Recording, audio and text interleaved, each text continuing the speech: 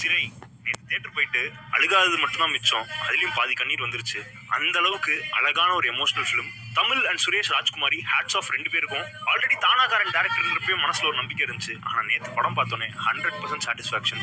சிறை வெறும் படம் மட்டும் இல்ல, இதான் ரியாலிட்டி. ஒன்னும் இல்ல, ஒரு சிம்பிள் விஷயம் புரிஞ்சுக்கோங்க. லைஃப்ல எந்த ரூபத்துல வேணா பிரச்சனை வரலாம். சும்மா வாய் தகராறு பெருசாகலாம், சொந்தக்காரங்களுக்குள்ள சண்டையா இருக்கலாம், இல்ல லவ் பண்ணதுனால வந்து பிரச்சனையா இருக்கலாம், இல்ல நம்மளை சுத்தி இருக்கிறவங்களை சார்ந்த பிரச்சனையா இருக்கலாம். ஆர் எப்படி வேணா ஒரு பிரச்சனை வரும். அப்போ எல்லாருமே அதை பேஷண்டா தான் ஹேண்டில் பண்ணுவாங்களா, கூலா ப்ராப்பரா ஹேண்டில் பண்ணுவாங்களா அப்படின்னா கிடையாது. கோவத்துல வார்த்தை விடுவாங்க. சில பேர் வெறி பிடிச்சி அடிக்க வருவாங்க. அடிக்க வரப்போ ரெண்டு விஷயம் நம்ம பண்ணலாம். ஒன்னு அடி வாங்கலாம், அப்படி இல்லைன்னா திருப்பி அடிக்கலாம். ஆப்வியஸா அந்த ஹீட் ஆஃப் த மூமெண்ட்ல அந்த ரோஷம் கோவம் இருக்கிறப்போ திரும்ப அடிக்க தோணும். அடிக்கிறப்போ தெரியாதனமா தள்ளி விட்டோ அவர் திரும்ப அடிக்க போயோ அந்த பர்சனுக்கு ஏதாச்சும் ஆச்சுன்னா அதுக்கப்புறம் நம்ம லைஃப் என்ன ஆகும், அதுக்கப்புறம் நம்ம லைஃப்ல என்ன நடக்க போகுது அப்படிங்கிறது இந்த படத்துல அப்படியே காட்டியிருப்பாங்க. ஒரு படம் நல்ல டீடைலிங் இருந்துச்சு, நல்ல கேஸ்டிங் இருந்துச்சு. ஸோ நீங்க சிறை பார்த்துட்டீங்களா இல்லையான்னு மறக்காம கமெண்ட்ல சொல்லுங்க. அப்படியே இந்த படத்தை இன்னும் பார்க்காத உங்க ஃப்ரெண்டுக்கு மறக்காம இந்த வீடியோ ஷேர் பண்ணுங்க. தேங்க்யூ.